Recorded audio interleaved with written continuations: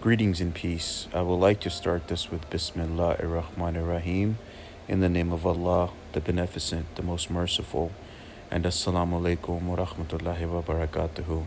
Peace be with you and yours. Today's presentation I would like to talk about the book In Search of the Truth, An Exposure of the Conspiracy by Shaykh Azar Mirza-Beg from Baku, Azerbaijan.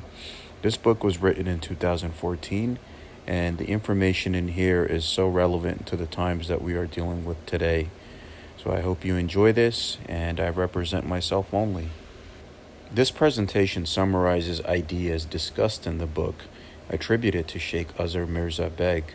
It is provided strictly for educational, entertainment, and fair use purposes in a non-profit context.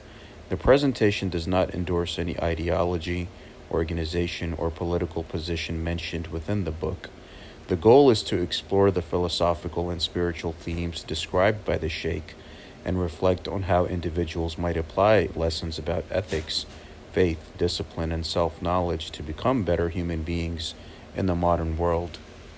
Shaykh Azar Mirza-Beg was born in 1951 in the Soviet Union, during a time when atheism was promoted by the state and religious traditions were heavily suppressed. Growing up in this environment created deep spiritual questions and skepticism, motivating him to search for meaning beyond official ideology. His intellectual journey led him to explore multiple spiritual traditions, including Sufism, yoga, and the philosophical teachings associated with mystics such as Gurdjieff. Through study, travel, and encounters with secretive spiritual circles, he developed an understanding of mysticism that combined Islamic spirituality with broader metaphysical perspectives. And there is a story of him being initiated by Al-Khidr, the Green Man, and him being a sheikh of the Kubravi Sufi order and being based in Baku, Azerbaijan. The book describes how childhood exposure to Soviet atheism created confusion about the existence of God and the purpose of religion. Official institutions discouraged faith and portrayed believers as backward or irrational. These experiences motivated the Sheikh to begin an independent search for truth. Rather than accepting propaganda or rejecting spirituality entirely, he explored hidden traditions and sought teachers capable of explaining deeper metaphysical knowledge. The Sheikh's quest led him towards Sufism, a mystical tradition within Islam that emphasizes inner purification and direct experience of divine reality. He discovered that many authentic teachings survived only in hidden circles because political regimes often suppressed them. According to the book, mystical traditions require disciplined training, moral refinement, and guidance from experienced masters. The Sheikh stresses that true spiritual knowledge cannot be obtained merely through books, but through transformation of the self. So there is a learning phase of knowledge and an application phase of knowledge, and the practical application phase is the most important. Throughout the narrative of this book, the Sheikh describes encounters with mysterious figures who possessed unusual spiritual knowledge. Some individuals claimed connections with ancient brotherhoods or secret mystical traditions, as the Sheikh claims to be initiated by Khidr himself. These meetings reinforce the idea that spiritual knowledge often exists outside public institutions. Genuine teachers are rare and difficult to identify, and seekers must exercise patience and discernment when searching for authentic guidance. And of course, when the student is ready, the teacher does appear. So you must sincerely seek for that guidance, and it will appear to you. The book references the influence of mystical philosopher Gurdjieff, whose teachings attracted many Western intellectuals interested in spiritual development. Gurdjieff described a path known as the Fourth Way, which integrates spiritual practices into everyday life. The Sheikh suggests that many modern groups claiming Gurdjieff's legacy misunderstand or commercialize these teachings. True spiritual discipline requires humility and inner work rather than public recognition or profit. A major theme of the book is that mystical traditions across religions share similar inner truths, whether in Sufism, Buddhism, or Hindu philosophy. Advanced practitioners describe comparable exercises of awareness and spiritual awakening. The Shaykh argues that outward religious differences often conceal deeper unity among authentic mystical paths. These paths emphasize ethical conduct, humility, and awareness of divine reality beyond cultural boundaries. And from the Quranic perspective, we see that Allah tells us that we created mankind into nations and tribes, that we may get to know one another, right? So not everyone is the same.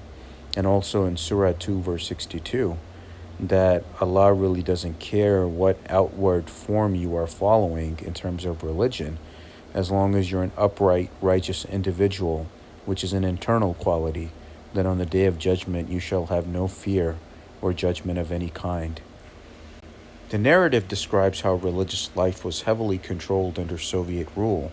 Many mosques, churches, and monasteries were closed or monitored by government agencies. Believers often practiced their faith secretly. According to the Shaykh, this repression weakened spiritual traditions and made it difficult for seekers to find authentic teachers or communities. The book frequently discusses the role of intelligence services and political authorities in controlling religious institutions. Some clergy were allegedly pressured to cooperate with the state, creating distrust among believers. These conditions forced spiritual communities to operate discreetly. The Shaykh described the atmosphere of suspicion, fear, and secrecy that surrounded religious life during this period. And it's interesting because even in the book, the Shaykh mentions the concept of the Zionist control and how they basically promote and endorse these different extremist sects of Islam to make Islam look bad and to use it for their own political agendas. And we saw that in the Epstein files, right? How these different extremist groups are actually funded by America and Israel, and how they still try to make the people, look stupid or feel stupid, where they're saying that they're trying to find sleeper cells or they're busting certain groups or individuals, even though they're connected to them at the same time. And same thing with the British, right? Lawrence of Arabia, and how they installed Wahhabism and how they basically propped up these different groups and sects to try to infiltrate and destroy Islam. But today it's like completely the opposite. Another theme is the distinction between genuine spiritual masters and ordinary clergy who focus only on external rituals. The Shaykh argues that mystical insight cannot be reduced to formal scholarship alone. In his view, authentic teachers possess deep understanding and personal transformation. Without inner realization, religious institutions risk becoming empty structures, lacking true spiritual guidance. So basically, the inner temple and the outer temple, the Zahir and the Batin, as described in Sufism. Most religious institutions today, whether it's the mosques or churches, even in the West, in America, right, they're all non-profit institutions, and most of the people are just devils and demons who control these institutions, and people who are supposedly pillars of the community or leaders of their respective churches or mosques, right, fighting over the government money, fighting over positions of power, committees, right? So I don't see no value in those people. I think it's the internal state and quality of your being that really matters. And what are you doing practically with your life? The book includes stories about historical figures who remained faithful despite persecution. These examples illustrate courage, dedication, and the willingness to suffer for spiritual truth. Such narratives are presented as reminders that genuine faith often survives difficult circumstances. They also demonstrate that spiritual resilience can persist, even under hostile political systems. Teaching stories in the book reference the legendary figure Mullah Nasruddin, and how his humorous anecdotes contain lessons about humility, wisdom, and the limitations of intellectual arrogance. Through paradox and satire, Nasruddin exposes human hypocrisy and invites listeners to reflect on their own assumptions. These stories function as practical teaching tools within the Sufi tradition, and the Shaykh recommends listening and following Mullah Nasruddin's teachings and applying those teachings to your life through his anecdotes. Nasruddin's tales show that spiritual insight can be communicated through humor and abstract philosophy. Simple stories often reveal profound truths about human nature and spiritual blindness. The Shaykh explains that humor can break intellectual rigidity and allows people to see reality from a different perspective.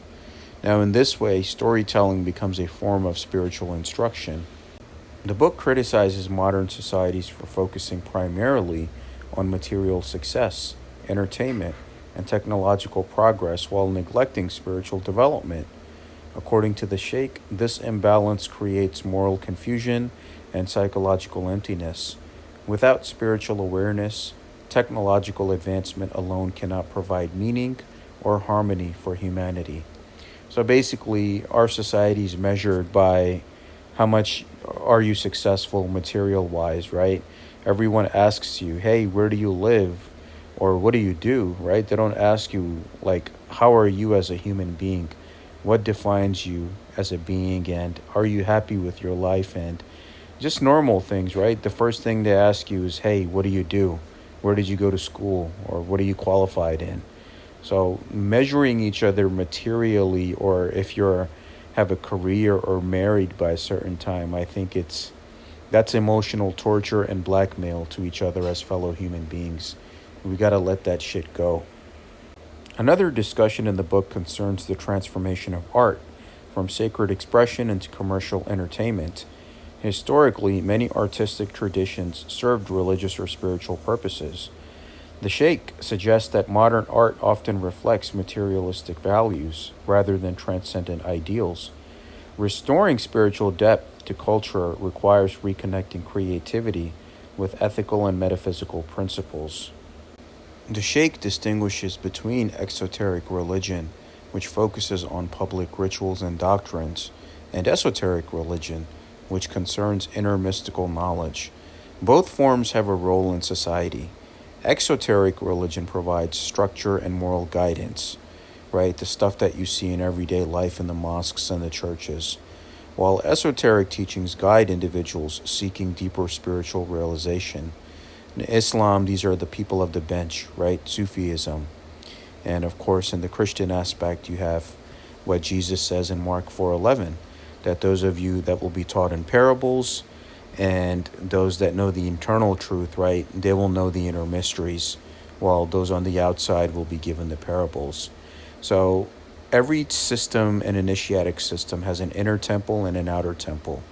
So that's what it's about, that purification of the self. That's what the Sheikh is describing here, purifying your character. Many mystical traditions describe stages of spiritual development involving discipline, self-reflection, and purification of the ego. These stages gradually lead toward awareness of divine reality. The Sheikh emphasizes that progress requires patience, humility, and guidance from experienced mentors. Genuine transformation occurs through sustained effort rather than quick solutions. So it takes time, purifying yourself. First you clean up your act and your habits, make sure you're not doing anything sinful. The second thing you could do is clean up your thoughts, right? Purifying your thoughts and purifying your actions. Then have a spiritual practice. Then continuously reflect and improve on your character, what you are doing for yourself and the world around you. And those mystical developments, step by step, shape you and your connection to God. The book connects spiritual decline with broader global problems, including political manipulation, ideological conflicts, and cultural fragmentation, which the Zionists have a big part, as the Sheikh lays out in the book, right? One of the conspiracies of the devil to destroy humanity. According to the Sheikh, many crises of the modern world stem from moral disorientation and loss of spiritual wisdom. Now, reviving ethical awareness and spiritual education could help societies address these challenges more effectively. It's like everything is based on material gain and wealth, right? Where the person in the community could have a business, could have money, could be involved in their local church and mosque, but they're a total scumbag, right? For those that know who they really are. So we got to really change the societal expectations and address the situations that we're seeing with the ethical awareness and the aspect of our spiritual education and what we're meant to do to address these problems. And being aware of the forces of darkness using the different manipulations that we see to put us as a human family one against the other. And the Zionists have a big part in that, as described in the book. A central lesson of the book is that spiritual growth begins with individual responsibility. Each person must cultivate discipline, compassion, and self-knowledge. External systems cannot replace personal transformation. By improving their own character, individuals contribute to healthier communities and more balanced societies. So when we make the individuals in the world better, the world automatically becomes a better place. And it's about your internal accountability. It's not like, oh, you go to the church or you go to the mosque, you're automatically a good person. No, you're not. You have to take personal responsibility in your ethics, your life, and your actions and how you treat self and others. The Shaykh stresses that a seeker of truth benefits greatly from guidance by a qualified spiritual mentor. Such teachers help students avoid illusions and misunderstandings on the spiritual path. However, he warns that genuine masters are rare. Seekers must exercise caution and avoid charismatic figures who exploit spirituality for status or financial gain, or to exploit their followers in any way. So please be careful of the fake sheikhs and the fake gurus and people that are there trying to exploit you in any way, right? Whether it's financially, morally, sexually, and in any other ways possible. So watch out from the fake teachers. Despite describing historical struggles, the book ultimately presents an optimistic message. Spiritual awareness remains possible even in difficult circumstances. By combining ethical discipline, study of traditional wisdom, and sincere inner reflection, individuals today can rediscover meaningful spiritual values and apply them constructively in modern life. And for references, I'll put the link in the description below, where you can get Shaykh Azar Mirza-Beg's book, In Search of the Truth, and I hope you were all able to benefit from my interpretation of his teachings. Thank you for watching. If any questions or comments, please email me at salmanshaykh911@gmail.com. And of course, all my work is under the copyright laws of fair use for the purpose of free speech, entertainment, nonprofit, education, and entertainment purposes. Thank you so much. All rights reserved.